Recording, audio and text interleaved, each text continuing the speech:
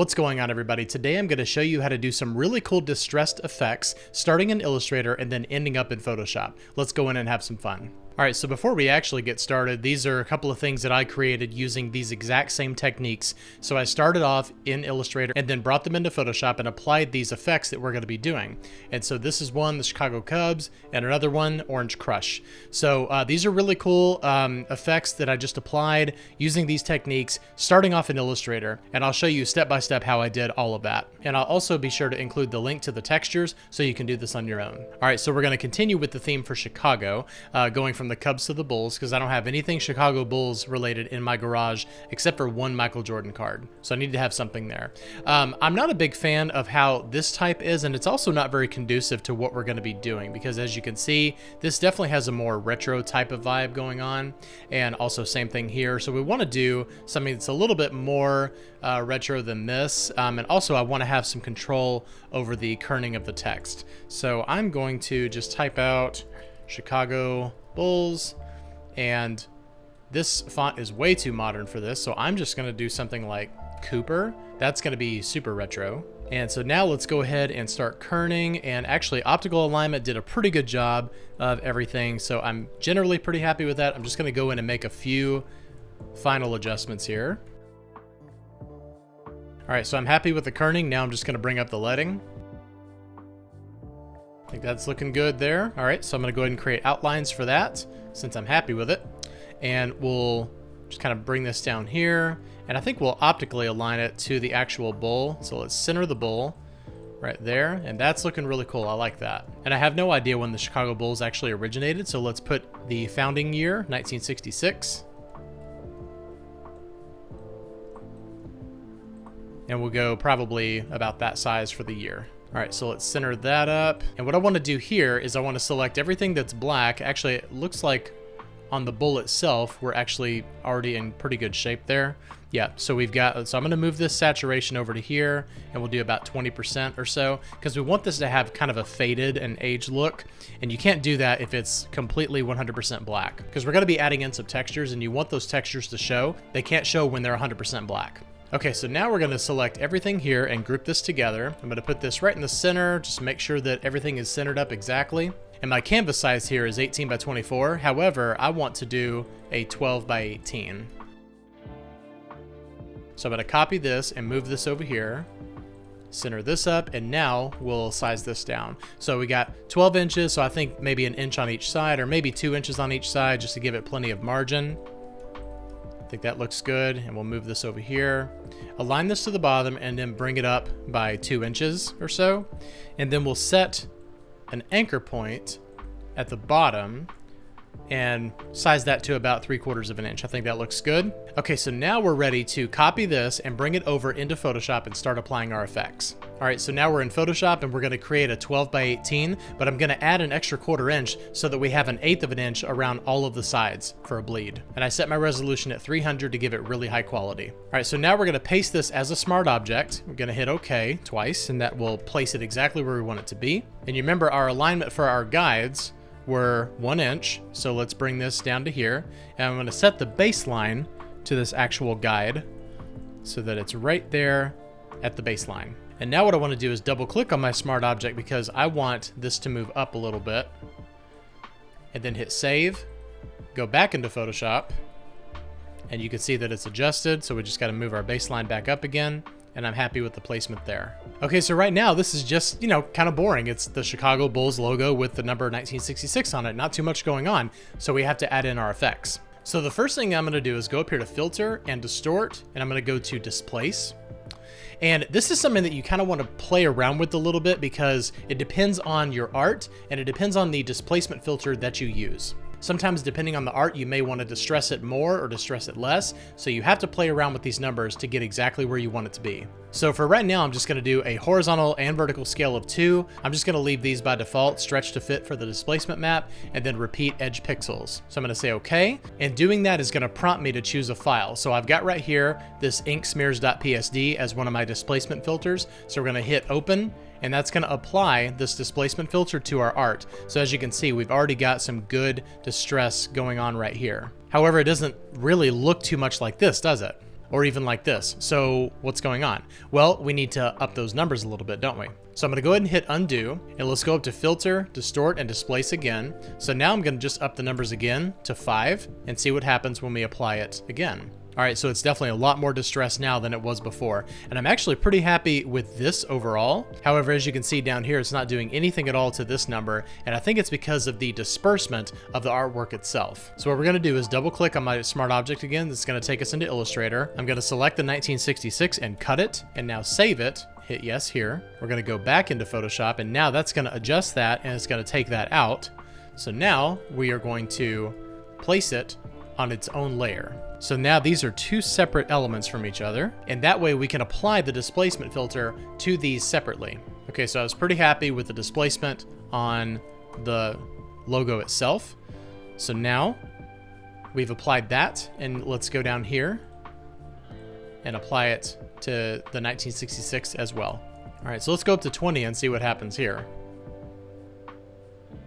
All right, so it's kind of shifting it a little bit, but it is giving it that vintage look that we want. So I think I'm gonna undo this and go back to displace, and I think I'm pretty happy with 10. So let's do that. Okay, that's looking good right there. It's just enough to where it needs to be. All right, so now I'm just gonna center this right here, and let's make sure that there's not too much of a shift in our baseline with that guide right there.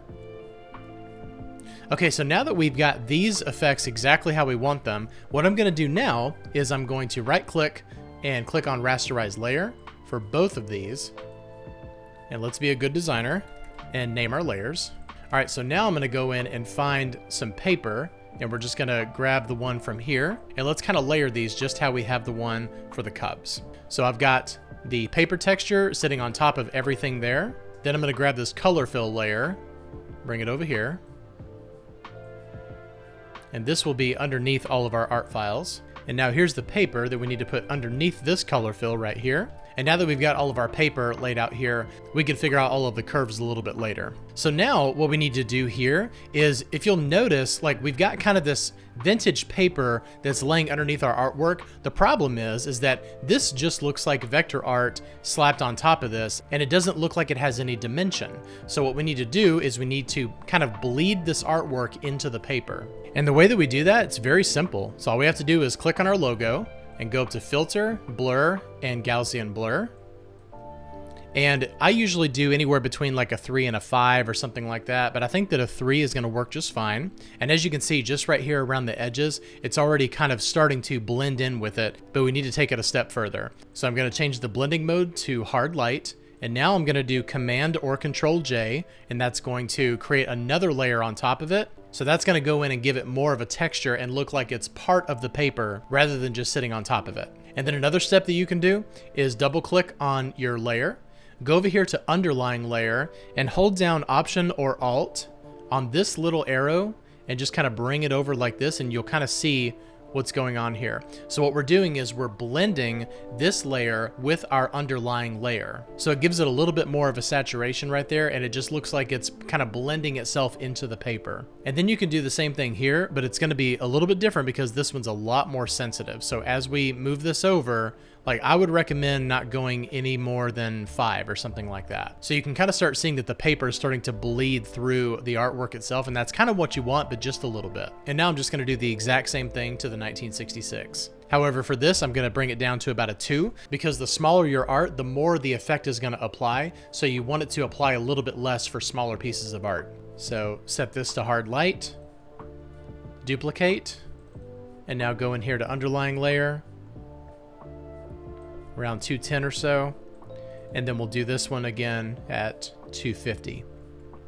So let's zoom in, and right here you can see those textures are showing through the art. But what's great is that it's very inconsistent. In some areas, it's bleeding through more than other areas, and that's because of our displacement filter. And that's what you want, because it's gonna give you a nice natural look to your art. All right, so now what we wanna do is, like, pretending that this is a vintage poster, we need to have some discoloration going on. So what does paper do as it ages over time? It yellows. However, it doesn't yellow evenly across the whole paper, so we need to create the illusion that it's yellowing unevenly. And the way we're gonna do that is by creating a fill layer. So go over here to Gradient, So now we're going to create a gradient of a couple of different yellow tones. So we're going to start off with like a nice bright yellow right there.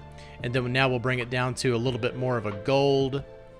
And then right here to a little bit more of like an orange.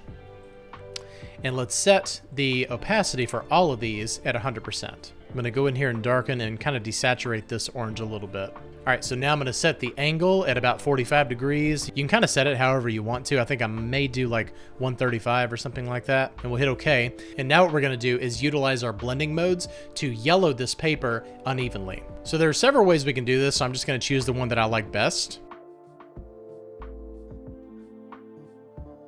I think overlay is probably going to be our best option, so we'll go with that. And what's really cool about this is even after you've selected your blending mode, you can still go in and edit the gradient. So if you want to add in some things like banding, you know, just kind of put these colors really close together like this.